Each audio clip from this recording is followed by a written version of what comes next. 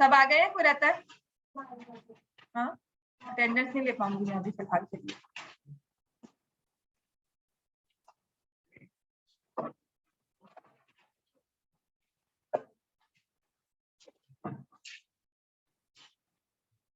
So is the page visible? है ना? कल हमने यहीं पे छोड़ा था जहाँ पे प्रॉब्लम आ गई थी। तो यहाँ से ये पावर 1/3 थी plus 15, 32 raise to power 1/5 plus 15. So this is 3.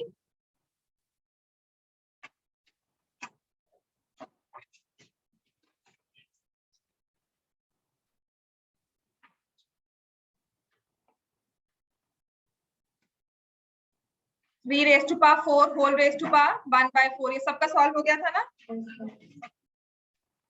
-8 into 6 cube whole raised to power 1/3. इसमें हो गया था सॉल्व ये? अच्छा, सब आ गए हैं कि कोई रहता है आने वाला? गौतम नहीं आया है ना? पेपर है आज आपका? कल कौन सा? साइंस का। उसको नहीं आती साइंस? हाँ, नहीं आती ना, वो खुद ही पढ़ रहा है।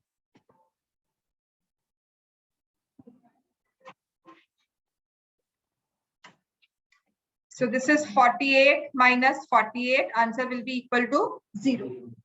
समझ में आ गया हमें? अच्छा, इसके बाकी क्वेश्चंस भी करवा दूं? अभी तो हो जाएंगे। हाँ, ये एक्स्ट्रा थे। कॉन्वेंट में ये हैंडआउट मिला था, वर्कशीट थी, इसमें से क्वेश्चंस करवाए। आपने चेक किए ये क्वेश्चंस जो आपने लिखे हुए थे? a plus b root 6 क्या लिखा हुआ था? ये नहीं?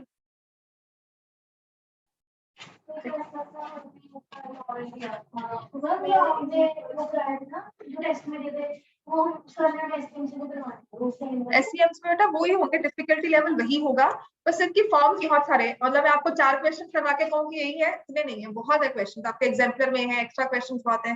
प्लस इसके बाद भी जो बुक्स आते हैं कॉम्पिटिशन के, उसमें क्वेश्चन बहुत है। ठीक है, 2-3 क्वेश्चन अगर घूमेंगे, बाकी तो मल्टीपल बन सकते हैं। अरिथमेटिक के तो बहुत ही क्वेश्चन बन सकते हैं। कौन से वाला?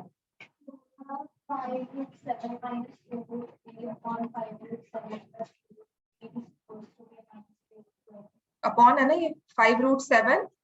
चलो करो सॉल्व भी, ये सिंप्लीफाई रैशनलाइज करना। एक क्वेश्चन तो रोज की रोज सब करेंगे ही, ठीक है?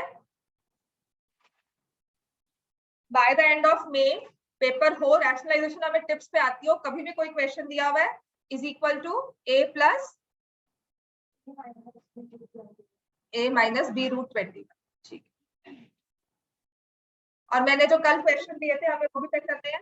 प्लस ग्रुप में मैंने सिलेबस डाल दिया है, जो आपका सिलेबस इस टर्म में आएगा आपको, मतलब ओवरऑल जो सीबीएसई ने इशू किया है, तो आपकी स्कूल से बता दिया आपको।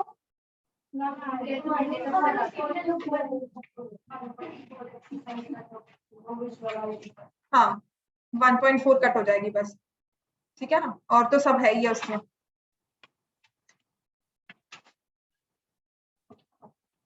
पॉलिनोमियल्स में पर जो लास्ट का कट था वो कट नहीं है आपको। आपको लास्ट वाला फॉर्मूला भी है, a³ + b³ + c³ - 3abc करवाया था ना हमने फॉर्मूला, वो है, इंपॉर्टेंट है साथ में।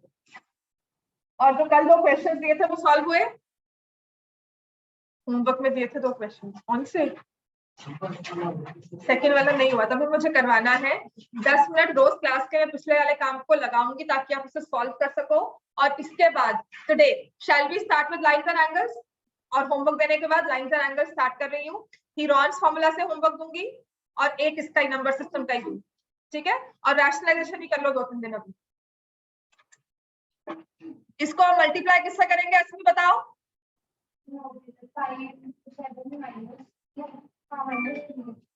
और 5√7 - 2√, ठीक। समझ में आ गया ना? हमें रैशनलाइज करना है तो we need to multiply with 5√7। कल आपको कौन सी चीज समझ में आई थी मुझे बताओ ना क्या? अच्छा, वो समझ में अच्छा, ठीक।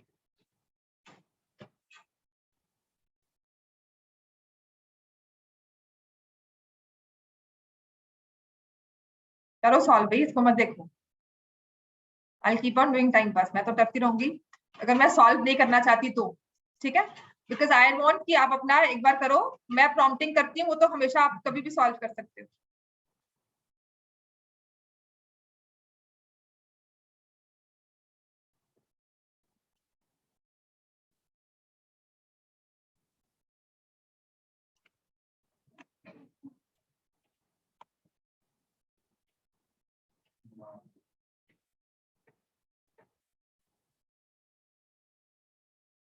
हो गया सॉल्व?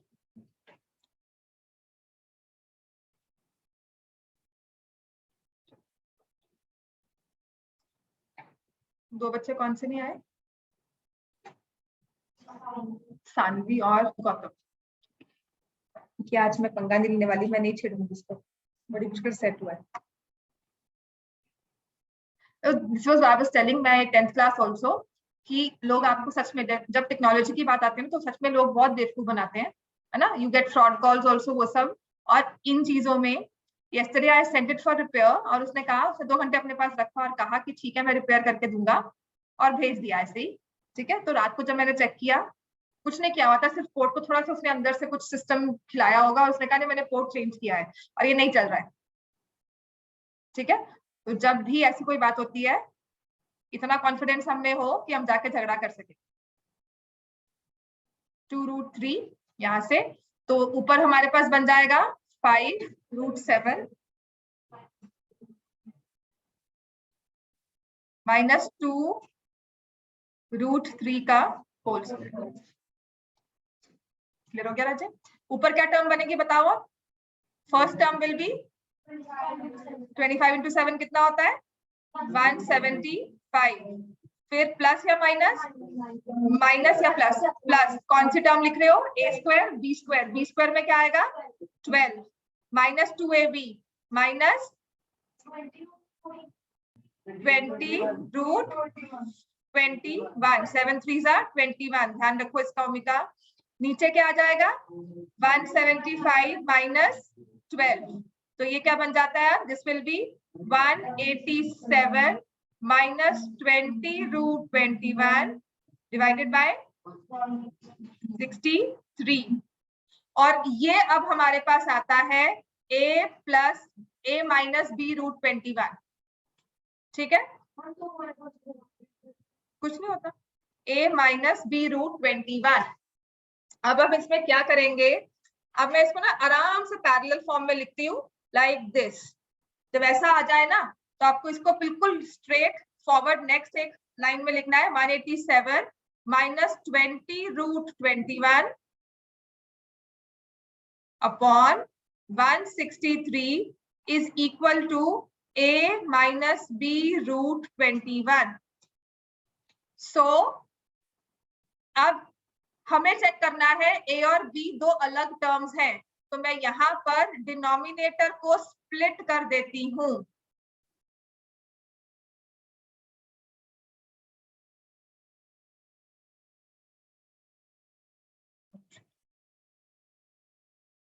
ठीक है, so I have split the denominator a minus b√21। तो a की वैल्यू क्या आएगी?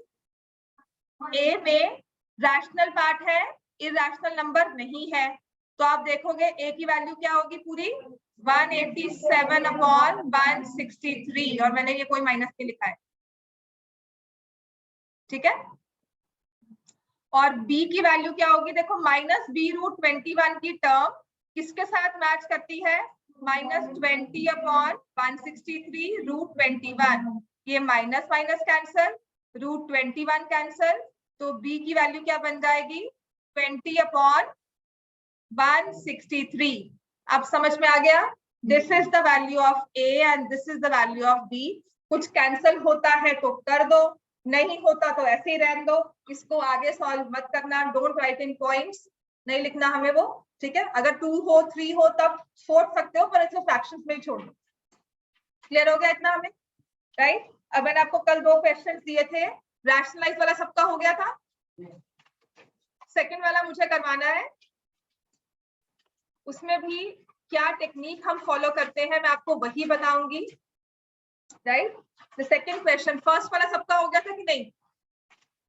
किया नहीं, करना है आज जाकर चेक करना। मैंने आपको साथ में आंसर भी दिया था। नव्या हो गया? क्यों नहीं किया? गलत बात है, ये होमवर्क आपको दिया हुआ है, फिर मैं ग्रुप में डालना शुरू करूंगी, पेरेंट्स को मैं बोलूंगी please see they have done the homework और नॉट। राइट, किया तुमने? नहीं, क्यों? छुट्टी तो ये आज भेजना नहीं है, करना है सॉल्व। ठीक है, और कल संडे है तो आज मैं क्वेश्चन स्टार्ट कर दूंगी। 5 raised to power n plus 3 6 into 5 raised to power n+1। मैं अगर आपको 4 क्वेश्चंस रोज करवाऊंगी ना, मतलब इसका पूरा वर्कशीट करवाऊंगी, कुछ समझ नहीं आएगा, लेकिन रोज एक एक क्वेश्चन कर लोगे तो कुछ समझ में आना शुरू हो जाएगा, रिटेनिंग पावर अच्छी बन जाएगी। n+3 और दूसरे में 5 की पावर n+1। अब देखो इसमें क्या करना होता है, ऐसे वाले क्वेश्चंस में जहां पर 5 की हमारे बेस की पावर्स में x आए, n आए, कोई वेरिएबल आए, a b आए, हमेशा उसे अलग करो सबसे। आपका क्वेश्चन हमें नहीं पता n की वैल्यू क्या है, it's a natural number we know, but if you have to simplify 5 4 मैं सिंपलीफाई कर सकती हूँ, 5 हम सिंपलीफाई कर सकते हैं, लेकिन 5 की पावर n को क्या लिखेंगे, किसके इक्वल है, मुझे n ही नहीं पता, है ना। मैं कहूंगी क्वेश्चन सॉल्व करो, तो आप क्या कहोगे, पहले मैम क्वेश्चन तो दो, मैं कह रही हूँ नहीं क्वेश्चन सॉल्व करो, right? So if I say find the value of 5 raised to power n, then you say get me the value of n first, then I'll find। तो यहाँ पर अगर मुझे सिंप्लीफाई करना है तो ऐसे क्वेश्चंस में हमेशा जो वेरिएबल वाला नंबर होगा ना उसको अलग करना होता है। तो यहाँ पर हम बैकवर्ड्स वाले वे में चलते हैं। आपने किया था कि x raised to power a हो into x raised to power b हो, क्या बन जाता है इसका फॉर्मूला, एक्सपोनेंट्स का रूल होता है x raised to power a plus b। अब मैं कह रही हूँ आपको दिया हुआ है x raised to power a plus b, मैं दिया हुआ है x raised to power a plus b, तो ये कभी सोचो ना, कभी ये x raised to power a into x raised to power b रहा होगा, जिसको हमने एक्सपोनेंट्स का रूल लगाकर सॉल्व किया तो पावर बन गई a plus b। तो अब मैं बैकवर्ड चल रही हूँ कि अगर मुझे ये दिया हुआ है तो ये शुरुआत में है ऐसा होगा, समझ में आ गया। तो अब इसी चीज को मुझे अप्लाई करना है यहाँ पर, इसी कॉन्सेप्ट को अप्लाई करना है यहाँ पर, ठीक है।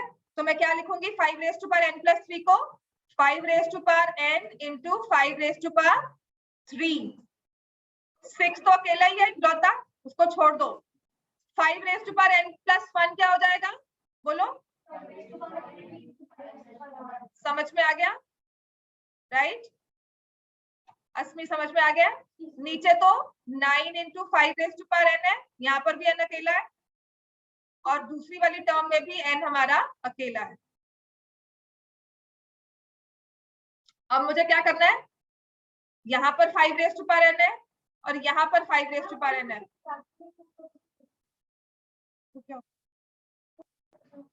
ठीक है। अब मैं क्या करूंगी, इसको यहाँ से प्रोसीड करने के दो वेज हैं।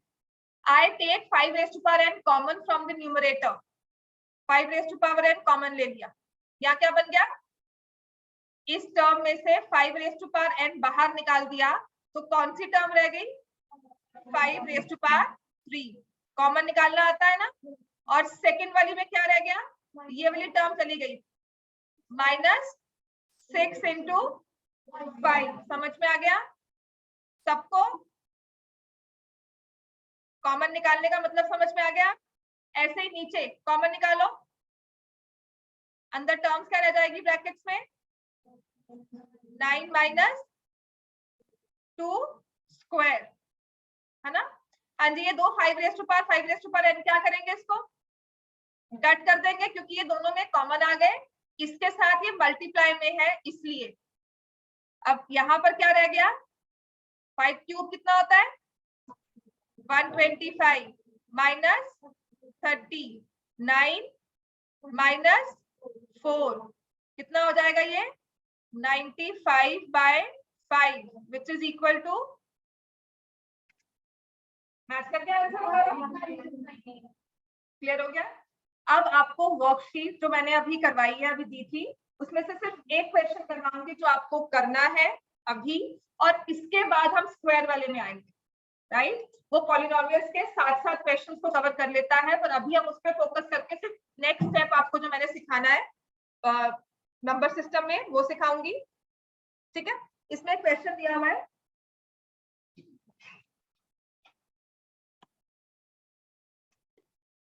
a is equal to, worksheet में ही है, 6 + 2√3 फाइंड a -1/a। 6 प्लस 2√3 है, फाइंड a माइनस 1/a। ऐसे वाले क्वेश्चंस में कैसे सॉल्व करते हैं? तो ये नया टाइप ऑफ क्वेश्चन है, इसको क्या करेंगे, ये a की वैल्यू दी हुई है ना, यहाँ पर हम लिखेंगे, मतलब ये क्वेश्चन क्या बन जाता है, 6 प्लस, अब कोई इसमें वैल्यू थी जहां पर a लिखा हुआ ना, मैं वैल्यू पुट कर रही हूँ, 6 प्लस 2√3, ये a की वैल्यू थी, माइनस 1/6 प्लस 2√, यही आया। जहां पर 1/a दिया था वहां मैंने a की वैल्यू पुट कर दी, तो वो होता 1/6 प्लस 2√।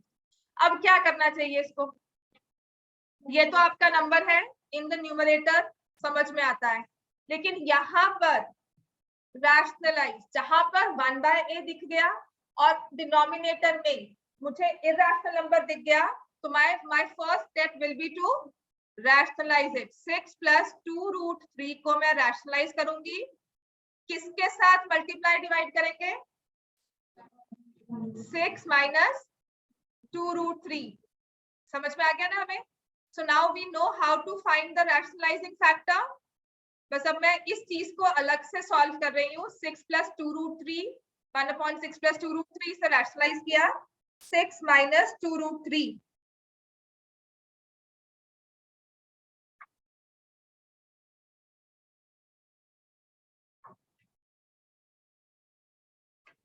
समझ में आ गया इतना बच्चे सबको। तो दिस इज 6 माइनस 2√3 अपॉन, नीचे क्या बन जाएगा, 36 माइनस 12। चलो उसको सॉल्व कर लो, 6 माइनस 2√3 डिवाइडेड बाय 24, और ये क्या बन जाता है, चलो इसके बाद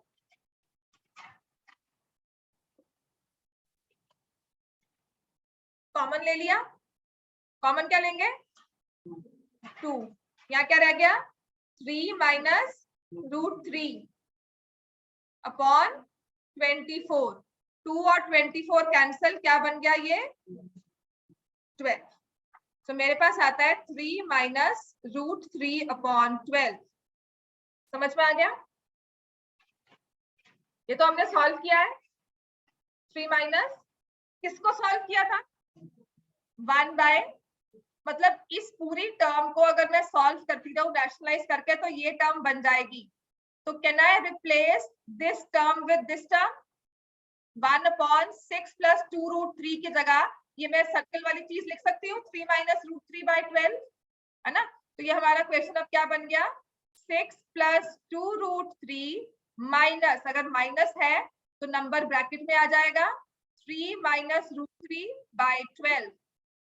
समझ में आया, जी समझ में आया, आखिर समझ में आ गया ये। तो इसको आप सॉल्व कर लो।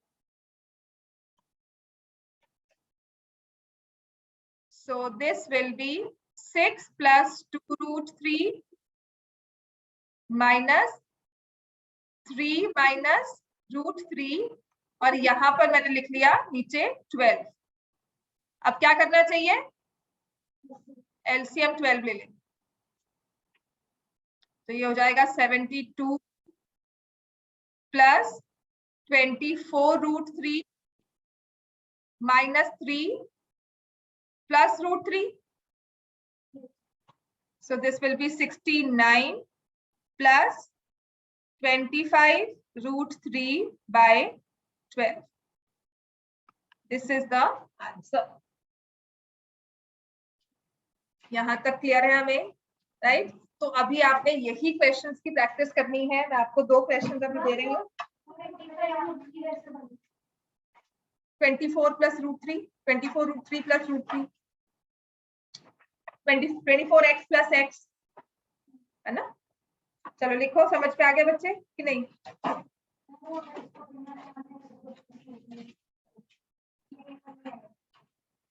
ये करवा देती हूँ, ये दे देती हूँ, ये होमवर्क में दे देती हूँ। मैं तभी तो कहा है ना, ये चैप्टर इतना बड़ा है, ये और पॉलिनोमियल्स, इतना मर्जी करते रहो खत्म नहीं होता है, ठीक है। तो the only thing that we can do here is बस प्रैक्टिस करते रहो।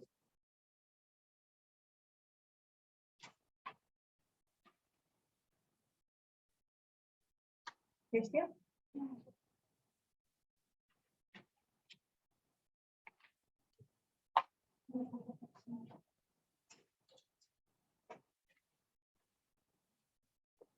आपने पता क्या करना है, क्वेश्चन लिखो जो आपका होमवर्क होगा, बिल्कुल ऐसा है, मैं अभी आपको स्क्वायर में नहीं दे रही हूँ, पहले ये वाला क्वेश्चन लिखोगे। a is equal to 8 plus 3√7 find a plus 1/a minus 1/, समझ में आ गया? ये आपका होमवर्क है, होमवर्क का फर्स्ट क्वेश्चन है ये। हाँ ठीक है, find a plus 1/a minus 1/, squaring क्यों करेंगे बच्चे, स्क्वायरिंग कहाँ ही नहीं हुआ हमें a प्लस 1/a कहा है ना, तो y we need to square, वो नेक्स्ट वाला होगा क्वेश्चन। तभी मैंने कहा था मैं आपको बेसिक दे रही हूँ, पहले तो ये सीखो कि पहले ये बनता है, उसके बाद स्क्वायरिंग में आए। ठीक हो गया? सब कुछ एक दिन में नहीं करवा रही हूँ। नव्या छोड़ के उसको क्या कर रहे हो? ये हो गया। इसके बाद नेक्स्ट लिखो। अब ऐसा ही एक हमारा एक्सपोनेंट वाला जो क्वेश्चन हमें करना है,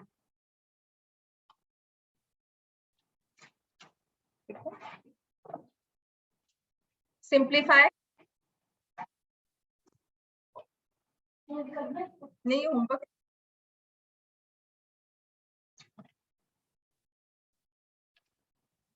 simplify 3√45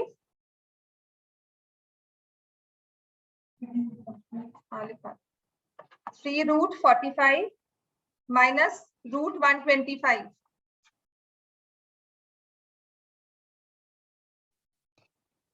plus √200 plus square root of 200 minus 50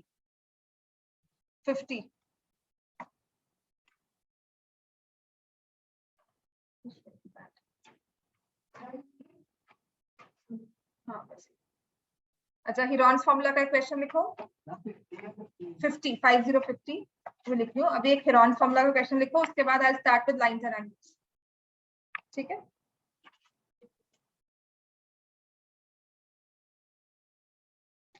the side of a rhombus ये इंपॉर्टेंट क्वेश्चन है। The side of a rhombus is 10 centimeter and one diagonal is 16 centimeter.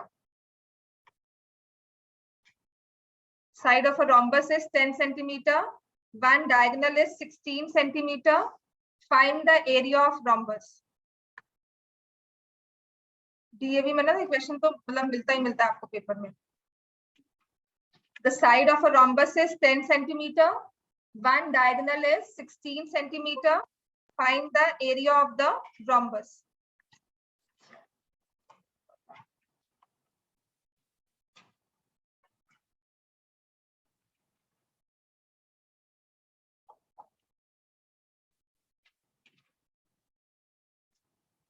कर लो सॉल्व।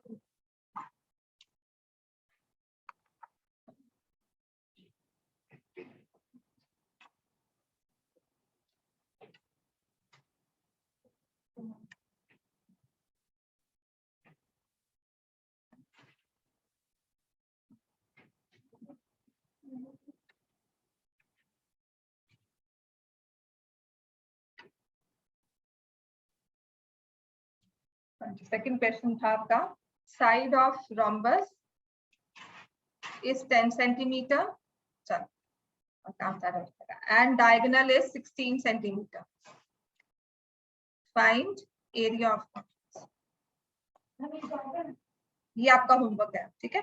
और मैंने आपको एक और क्वेश्चन दिया था, ये सेकंड क्वेश्चन था, ये क्वेश्चन नंबर 1, मतलब ये थर्ड क्वेश्चन था। और सेकंड क्वेश्चन था स्क्वायर रूट ऑफ, क्या बोला था बोलो?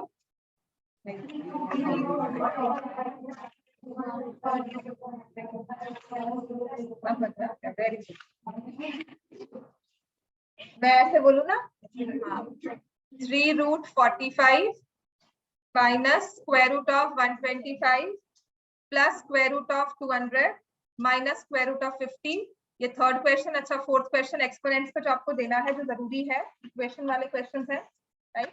नेक्स्ट लिखो, कल सैटरडे भी है, संडे भी है। 4 × 2x - 1।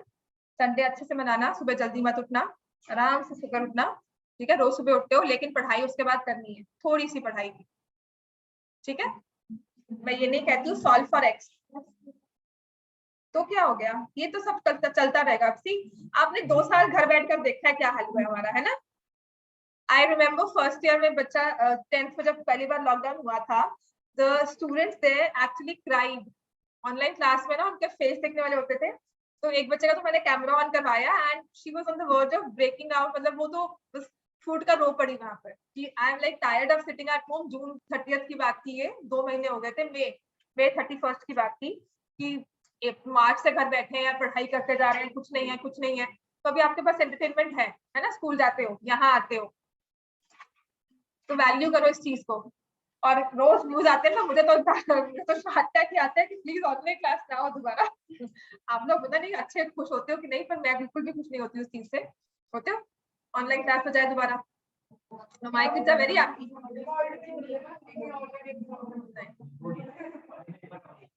पेपर ऑनलाइन हो जाए। चलो अब करना है हमें लाइन से आकर स्टार्ट। चलो बहुत हो गया पॉलिनोमियल्स, बहुत हो गया फिर फॉर्मूला, है ना, सारी कर दिया तो हमें दैट कर रहा है। चल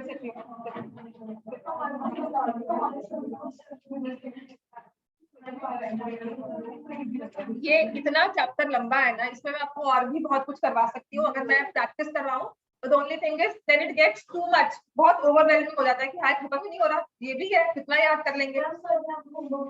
तभी मैंने कहा है ना, अब मैं आपको सिर्फ इसमें पार्ट्स दे रही हूँ कि छोटे छोटे पार्ट्स करके कर लो, साथ साथ हम आगे बढ़ते रहे, थोड़ा पिछला रिवाइज करते रहे। एंड पहली बार कर रही हूँ,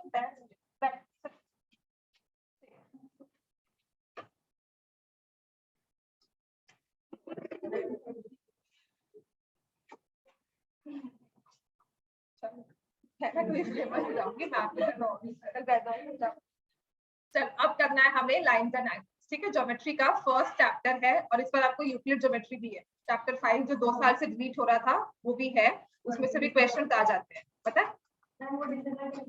वो थ्योरेटिकल है, ठीक है। आप थ्योरम किसको बोलते हो, आप रूल किसको बोलते हो, आप पोस्टुलेट किसको बोलते हो, वो सब। जिसे मैंने कह दिया if A is equal to, वो आपको लॉजिक सिखाता है सारे कि लॉजिक्स बने कैसे थे। A equal to B and C equal to D, दो नंबर्स मैंने इस तरह से इक्वेट किए, तो आप कहते हो A + C is equal to B + D is true. Equals are added to equals, the results are equal. Equals are subtracted from equals, the results are equal. ये चीजें उसमें सिखाई गई है कि यूक्लिड ने पूरी ज्योमेट्री के रूल्स बनाए थे जो हम आज बहुत कन्वीनियंटली यूज करते हैं, लेकिन जब बने होंगे रूल्स तो उसको पूरा टेस्ट किया, वेरीफाई किया होगा, ठीक है। पूरे लॉजिक्स के साथ उसे वेरीफाई किया होगा। ये सब चीजें हमें समझनी है, बस मुश्किल नहीं है, बस थ्योरेटिकल है, ठीक है। चलो आ जाओ, आप लाइन बनाएं। और लाइन्स एंड एंगल्स के बाद मे में will start with polynomials, test होते रहेंगे आपके साथ। First chapter lines and angles बहुत इजी है। आधे चैप्टर में तो हमें सिर्फ एंगल्स निकालने हैं, लाइन्स के बारे में स्टडी करना है।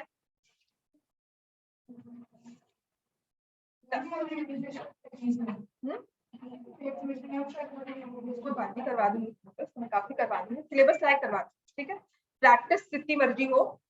पहली चीज तो लाइन क्या होती है, व्हाट इज अ लाइन। अच्छा, ज्योमेट्री का फर्स्ट स्टार्टिंग पॉइंट है ना, ज्योमेट्री स्टार्ट किससे होती है, एक पॉइंट से। Point is a dot, right.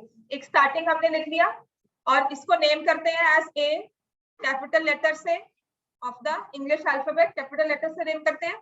Line क्या होती है, which extends indefinitely on both sides, a straight line, और इसको नेम करेंगे इस तरह से। What is line segment? Line में से एक डेफिनेट लेंथ हमने कट कर ली, तो that means a line segment. तो line segment has a definite length, line has no definite, ठीक हो गया।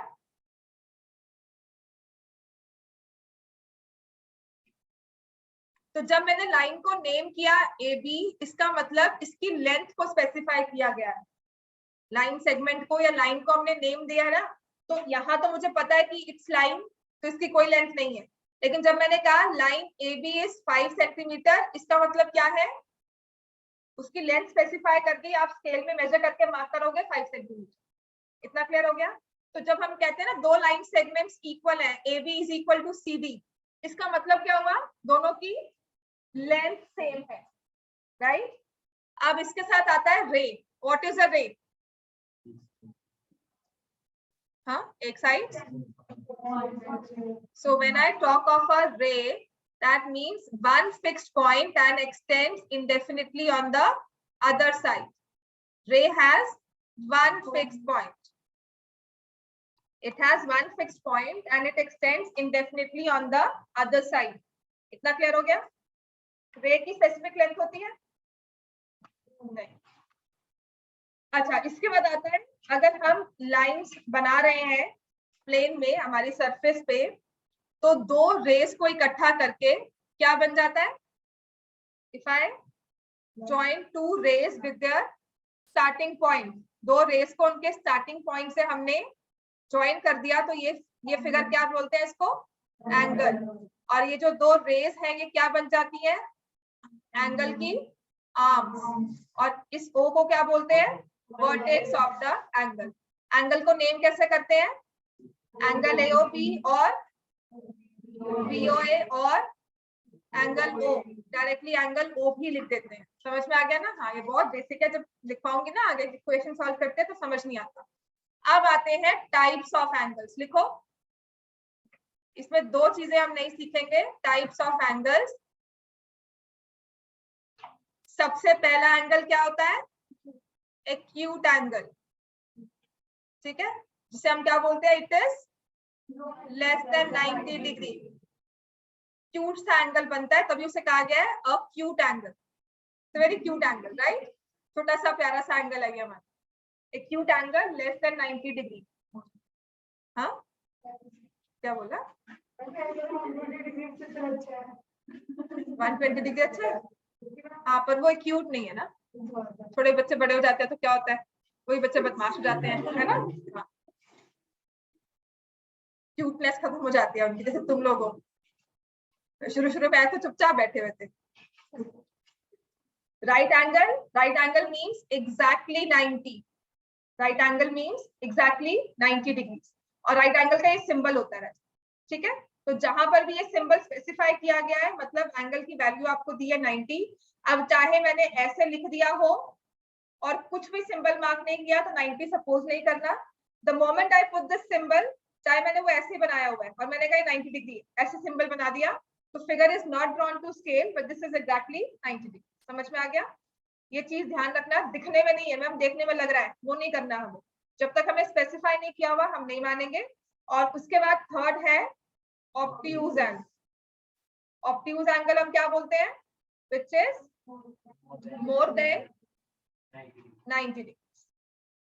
It will be more than 90 degree, ठीक है? फिर हमारे पास एक आता है स्ट्रेट एंगल। फोर्थ एंगल होता है straight angle. Straight angle means अ स्ट्रेट लाइन, और इसका मेजर क्या होगा? Exactly 180 degree.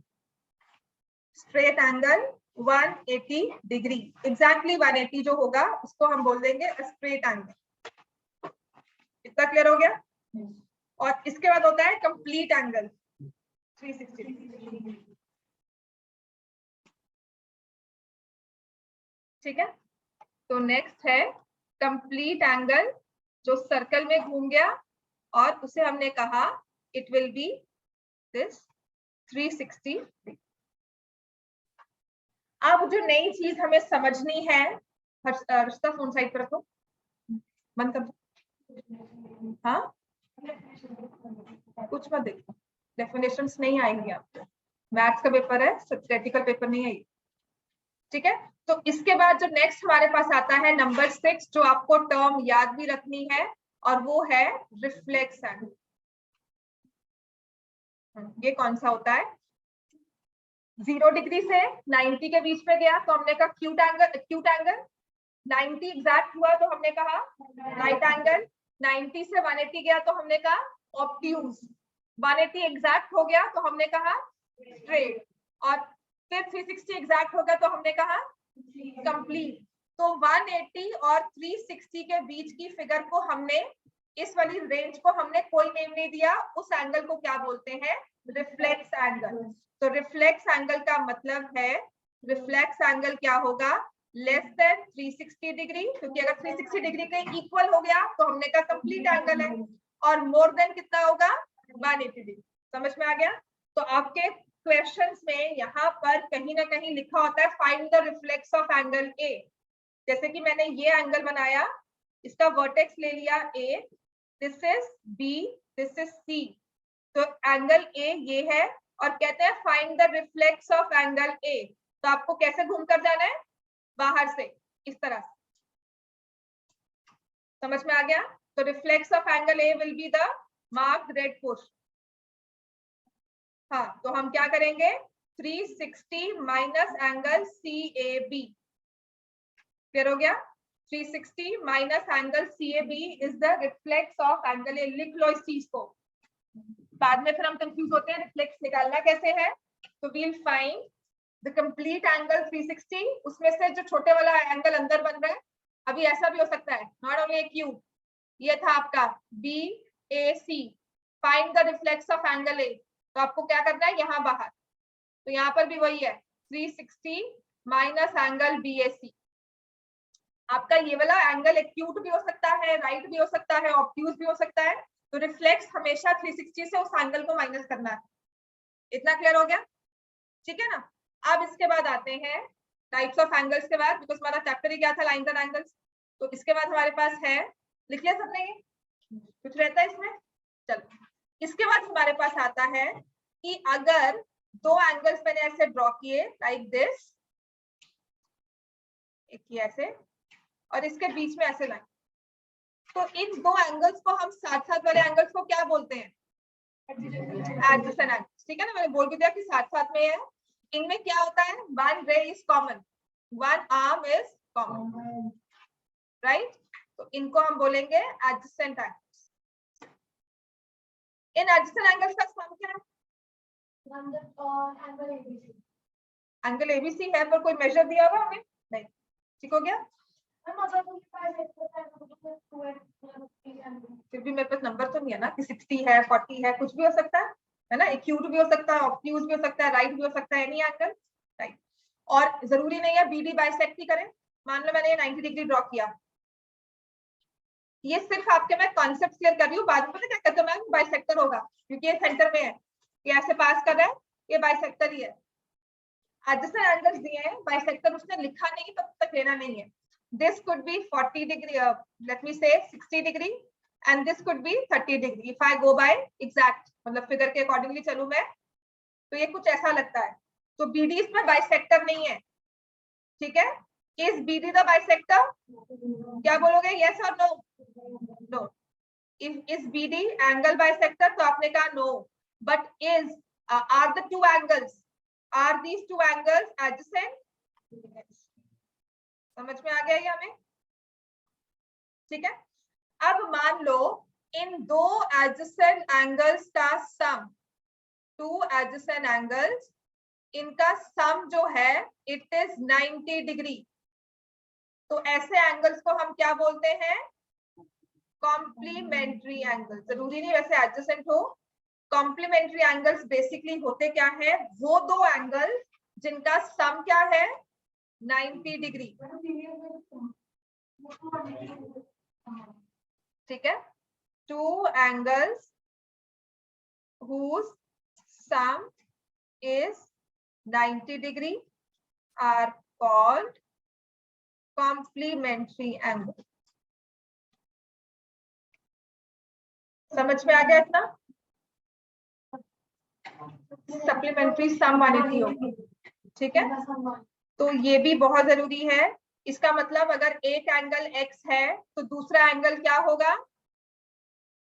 ये लिख लो, ये question 90 minus x. Very good. ये मैं अभी क्यों लिखवा रही हूँ ना, बाद में जब क्वेश्चन सॉल्व करने होंगे सप्लीमेंट्री वाला क्वेश्चन ना मान लेना पूरी लाइफ सॉल्व नहीं होता, और 10th में आके क्वेश्चन जब आएंगे लीनियर इक्वेशंस के तब सॉल्व होना शुरू होगा, राइट। तो जब भी आपको कॉम्प्लीमेंट्री एंगल्स में रिलेशनशिप दिया हो ना कि one angle is twice the other, ऐसा करके कुछ लिखा हो, two angles are complementary such that one angle is twice the other, तो आपको मानकर चलना है कि एक एंगल x है, एक एंगल 90 माइनस x है, फिर उनमें इक्वेशन फॉर्म करो, ठीक है। तो two angles whose sum is 180 degree, तो उनको हम क्या बोलते हैं? Supplementary angles. We call them supplementary angles, and if one angle is x, दूसरा एंगल क्या होगा? 180 minus x। This is very important, इसे लिख लो, ये आप चीज को बार बार यूज करोगे। इसका मान लेना एक क्वेश्चन ही होता है, अगर वो पेपर में आ गया 2 मार्क्स में आएगा, वो सॉल्व नहीं होता। आप टेस्ट में भी कहोगे मैम ये समझ नहीं आया, समझने का वे यही है कि जब आपको कहा है ना two angles are supplementary such that, मान लेना कि आपने क्या करना है, एक एंगल x, एक एंगल 180 माइनस x, फिर उनमें इक्वेशन फॉर्म होगी, right. 2/3 of one angle is 3/4 of the other, ऐसा कुछ दिया होगा। तो आपको क्या करना है, आपने कुछ नहीं लेना, उसमें आपने पहले लिखना है कि एंगल्स को बता दो क्या है, उसके बाद इक्वेशन फॉर्म करेंगे, राइट। तो इस चीज को याद रखना। अब इसके बाद आते हैं, हाँ जी, जो अभी बोला था लीनियर पेयर, ये है हमारा स्ट्रेट एंगल, ठीक है। क्या सम है इसमें, क्या इसकी वैल्यू है स्ट्रेट एंगल की? 180। इस पर एक पॉइंट लेकर मैंने रे ड्रॉ कर दी, तो ये स्ट्रेट एंगल कितने पार्ट्स में डिवाइड हो गया? 2। और मैं क्या बोल रही हूँ, इन 2 पार्ट्स का सम क्या होगा? 180। तो ऐसे एंगल्स को हम क्या बोलते हैं? Linear pair. लीनियर पेयर का मतलब the sum of the angles, they are on the same straight line.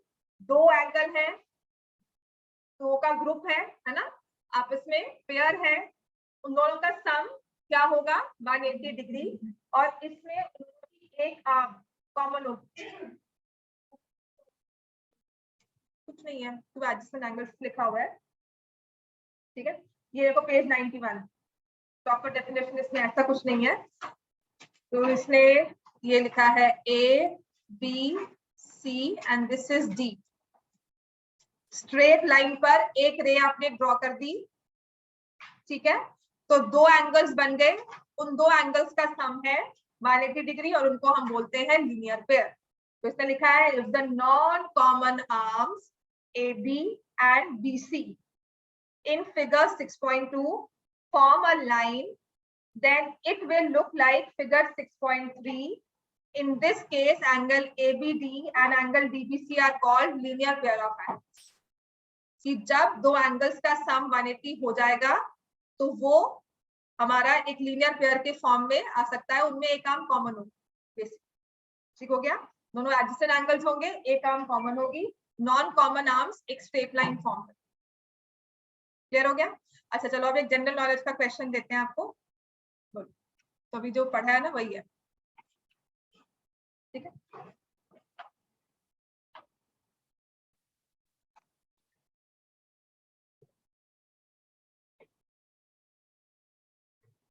What is the relation between angles PQS and angles SQR? इनको क्या बोलेंगे?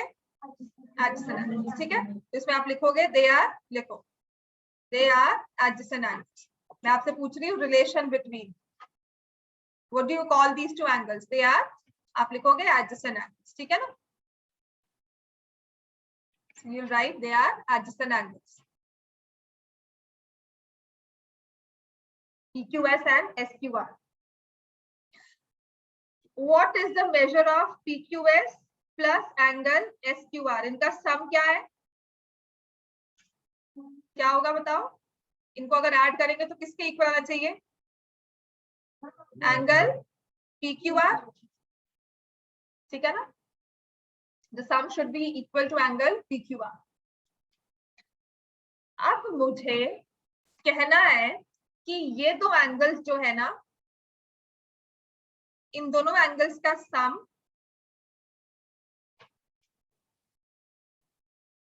या इन दोनों एंगल्स को मिलाकर PQR जो एंगल है वो एक स्ट्रेट लाइन बन जाए, right.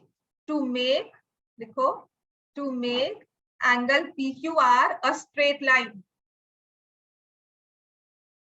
How can we make PQR a straight line, और कंडीशंस क्या हो जाएंगी, कि क्या हमारा रिलेशन आएगा, what is the condition that we will need. PQR straight line कब बन सकता है, जब उसका मेजर क्या हो 180 डिग्री। तो आप कह रहे हो कि जब इन दोनों एंगल्स का सम क्या हो जाएगा 180 डिग्री, तो जो दो नॉन कॉमन आर्म्स है PQ और QR, वो आपस में क्या फॉर्म करेगी, स्ट्रेट लाइन। यही आपकी इस लाइन में कहा होगा। क्लियर हो गया। ये एग्जाम्पलर में क्वेश्चन भी है और काफी बार पेपर्स में आ भी जाता है, that you are given two angles, the condition, ये एंगल x है, ये एंगल y है, मैं टेस्ट में देती भी हूँ क्वेश्चन, ये एंगल x है, ये एंगल y है, so what is the condition to make PQR a straight line. तो आप क्या लिखोगे, PQR 180, और उसकी जगह हम क्या लिख देंगे, relation between x and y का है, तो x plus y should be equal to 180 degree. समझ में आ गया। So condition to make PQR a straight line, x plus y should be equal to 180। जब दो एडजेसेंट एंगल्स का सम 180 हो जाएगा तो वो ऑटोमेटिकली वो स्ट्रेट लाइन फॉर्म कर देंगे। इतना क्लियर हो गया। yes. चलो अब हमने स्ट्रेट लाइन, अब ये भी कर लिया हमने, लीनियर पेयर भी कर लिया। अच्छा, क्या स्ट्रेट लाइन पे दो ही एंगल्स ड्रॉ कर सकते हैं, बहुत सारे एंगल्स ड्रॉ हो सकते हैं, और है तो स्ट्रेट लाइन ही, ठीक है ऐसा। तो we have this straight line, ये एक लाइन ले लो, ठीक है, दिस इज वन पॉइंट। अब तो ये लीनियर पेयर है, but if I draw this angle, ये, और इन सबको नेम दे दिया ABCDE, तो इनमें क्या रिलेशन है, sum of all these angles will be equal to, बस इसको हम लीनियर पेयर नहीं बोलेंगे, तो मैं बहुत टेक्निकल हो जाऊँ ना, मैं कहूंगी they are the angles on a straight line. जब हम इस पे रिलेशनशिप लिखेंगे ना ऐसे कि बहुत सारे एंगल्स हैं, उनको ऐड करके हमने 180 कर दिया, तो इसका रीजन हम लिखेंगे angles on a straight line.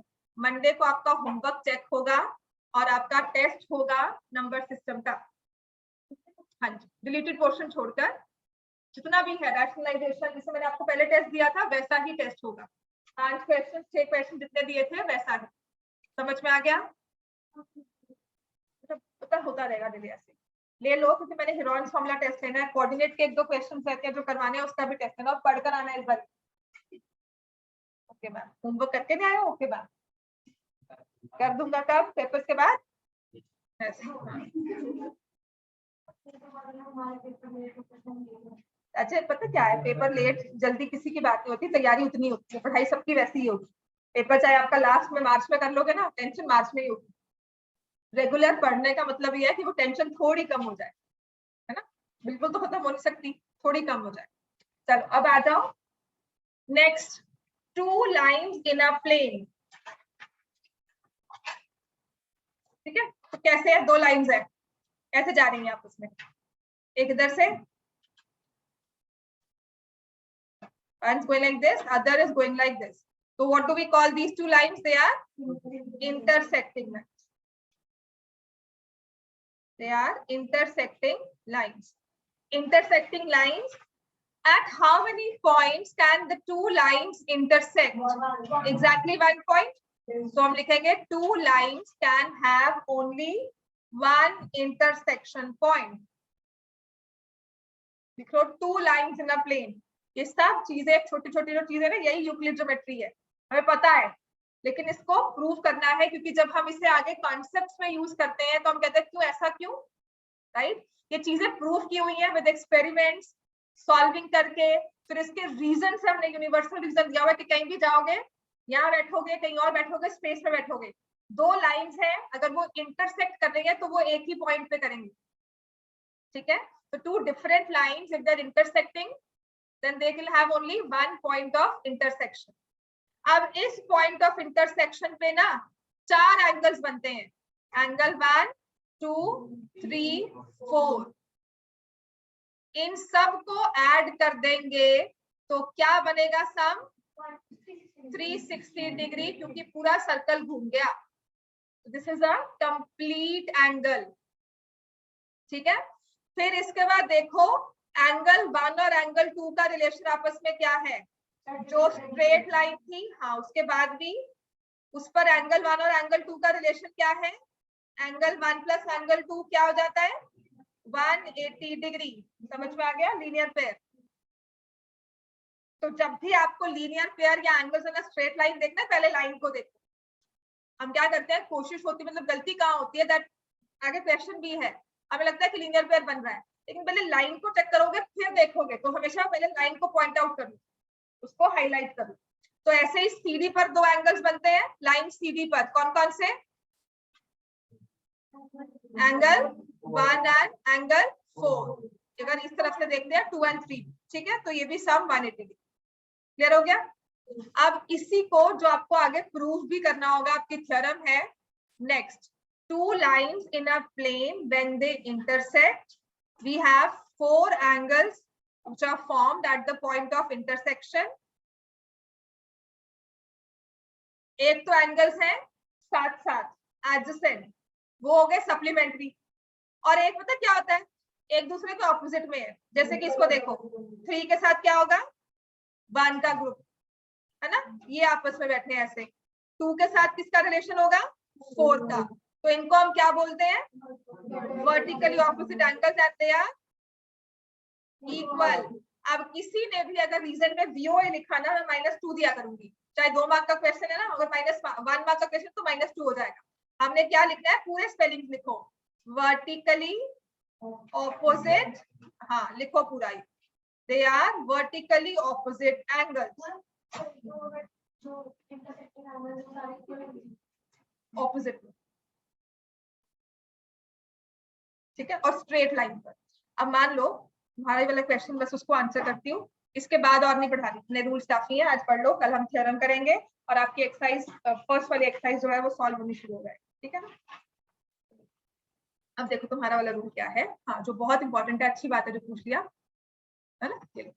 ये तुम्हारे 2 एंगल्स,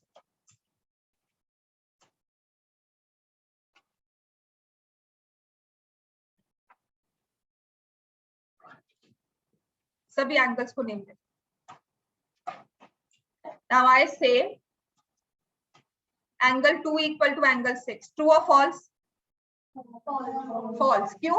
एंगल 6 तो है, कौन सी लाइन से बन रहा है? ये 2 लाइंस, ये लाइंस है इंटरसेक्टिंग, ठीक है, हमारी ये वाली लाइन है इंटरसेक्ट, दिस वन, एक ये है, उसके साथ जा रही है ये वाली। तो अगर एंगल 6 के साथ वर्टिकली ऑपोजिट में लेना है तो किसको लेंगे? 2 + 3। समझ में आ गया ना? ये चीज एक मेजर कंफ्यूजन होती है जब क्वेश्चंस को सॉल्व करते हो, एंगल 6 और एंगल 2 आपस में वर्टिकली ऑपोजिट नहीं है, क्योंकि दोनों स्ट्रेट लाइन से नहीं बने। एंगल 6 जो है वो इस लाइन के साथ और इस लाइन के साथ बन रहा है, एंगल 2 जो है वो ये वाली लाइन और इस वाली लाइन के साथ। क्लियर हो गया? तो दोनों एंगल्स की आर्म्स जो है ना एक्सटेंड करके, एक एंगल की आर्म एक्सटेंड होकर बैकवर्ड्स दूसरे एंगल की आर्म्स बननी चाहिए, then we say they are vertically opposite angles. तो वही आपकी बात आ गई कि जब भी इंटरसेक्टिंग लाइंस होंगी तो वर्टिकली ऑपोजिट एंगल्स हमें देखना है कि सेम इंटरसेक्टिंग लाइंस है कि नहीं है। मान लो इसी को मैंने आगे एक्सटेंड किया ऐसे, ठीक है, तो अब मैं क्या करूंगी, एंगल 2 और एंगल 6 इक्वल हो गए? यस, देखो नहीं होगा ना, क्योंकि हमारा एंगल 3 जो है, या मान लो मैंने इसको 5 और ये 7 और 8 ले लिया, तो एंगल 2 किसके इक्वल हुआ? समझ में आ गया? ये देखो 2 की आर्म्स जो है वो ऐसे जा रही है, तो ये किसके साथ ग्रुप बनाएगा? 7 के साथ। एंगल 3 किसके साथ ग्रुप बनाएगा? 8 के साथ। Angle 3 will be equal to angle 8, angle 2 will be equal to angle 7। समझ में आ गया इतना में? राइट, चलो होमवर्क करते